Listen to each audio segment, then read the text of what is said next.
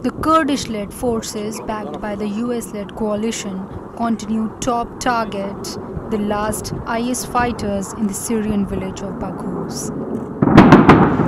Footage released by the Kurdish People Defense units, known as YPG, showed explosions and fumes of smoke billowing up in Baghouz following air raids on Thursday. Some 300 IS militants, along with hundreds of civilians, are believed to be mostly in their families and have been under siege for more than a week in the tent camp in Baghouz.